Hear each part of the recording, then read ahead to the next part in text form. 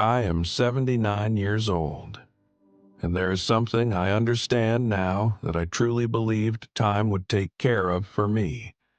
I thought time healed things. I thought if you waited long enough, the sharp edges would smooth out. I thought silence could be temporary, and distance could be undone later. I was wrong. I am not telling this because I want sympathy.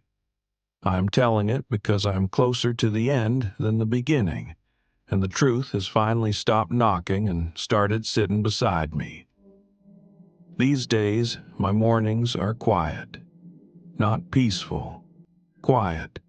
There's a difference you only learn when most of the people who once filled your life are gone or too far away to matter anymore.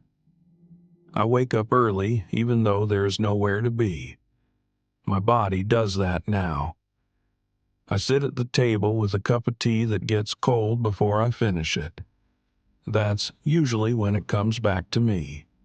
Not all at once, just little moments, little scenes, conversations I postponed, feelings I didn't name, things I assumed would resolve themselves. I used to believe that if something hurt, it meant it needed time. I believed discomfort was temporary and clarity was inevitable. No one ever told me that avoidance ages faster than pain. When I was younger, I didn't think of myself as someone who ran from things. I thought I was responsible, patient, practical. If there was a problem, I worked more. If there was tension, I stayed quiet. If something felt off, I told myself it would make sense later. And most of the time, life didn't punish me right away. That's the part no one warns you about. I had a job that paid the bills. I had people around me. I looked from the outside like someone who was doing fine. My days were full of small routines. Work in the morning, dinner at home, television at night. I remember sitting at the table while someone talked to me about how lonely they felt. I nodded. I listened halfway. I thought, we'll talk properly another time. Another time became another year. I didn't miss everything. I showed up to birthdays. I attended weddings. I was present enough to convince myself I was doing my part. But presence isn't the same as facing what's uncomfortable. There were questions I didn't want to answer. There were feelings I didn't want to unpack. There were patterns I noticed but didn't interrupt. I told myself it wasn't urgent. I told myself people understand.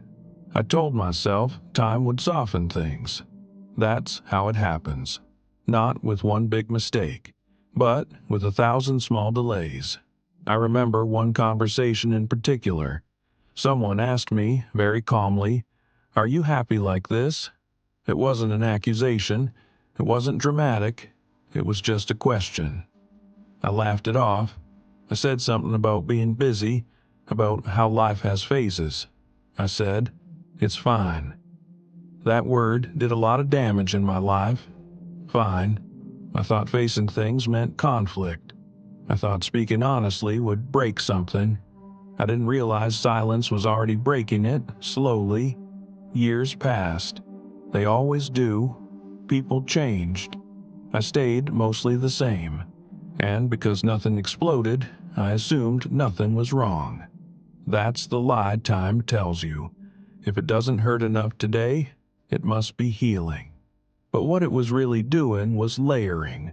One unspoken thing on top of another. One unresolved moment buried beneath routine. I missed chances to say things when they still mattered.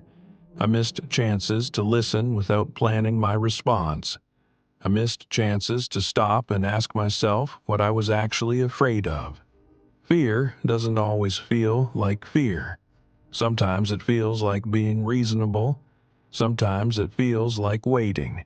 I watched people drift away and told myself that's just how life goes. I told myself everyone gets busy. I told myself reconnecting later would feel natural. Later has a way of disappearing. The turning point wasn't dramatic. There was no big speech, no final argument. It was a phone call. I was told someone was sick. Not suddenly, not unexpectedly, just sick enough that time mattered now. I remember standing there with the phone in my hand, realizing how many things I had left unsaid because I assumed there would always be another chance. When I visited, the room was quiet. Machines made soft noises. The person I had known for decades looked smaller somehow. We talked about ordinary things, the weather, a memory from years ago. I wanted to say more. I wanted to reach into all those years of avoidance and pull something honest out. But habits don't disappear just because the moment demands it. I stayed polite, I stayed safe, and then there was no more time. After that, the silence changed shape. It wasn't just absence anymore, it was final. That's when it became clear. Time hadn't healed anything. It had simply closed the door. There are things you can only fix while both people are still alive, while both people can still hear you, while both people can still choose to respond. Once that's gone, time stops being a resource. It becomes a reminder. I don't replay everything. That would be unbearable. But certain moments come back again and again. The ones where I felt something was wrong and chose to move past it instead of through it. I see now that I confused endurance with strength. I thought carrying things quietly was noble. I didn't see how heavy it was making me. Old age is strange that way. Your body slows down, but your mind starts connecting dots it ignored for decades. I understand now that facing something doesn't always mean fixing it. Sometimes it just means acknowledging it while there's still room for it to change. I waited for certainty. I waited to feel ready. I waited until I understood everything clearly. And clarity never came on its own. What can't be fixed now is not just the relationships.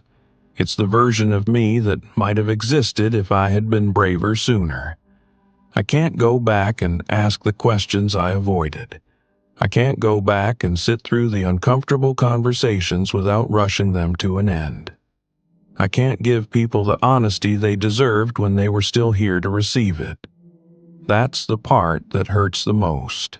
Not that I failed, but that I delayed until failure was inevitable. If you're listening to this, I don't know your life. I don't know your age or your situation. I only know what it feels like to sit in a quiet room at 79 and realize that time is not a solution. It's just a container.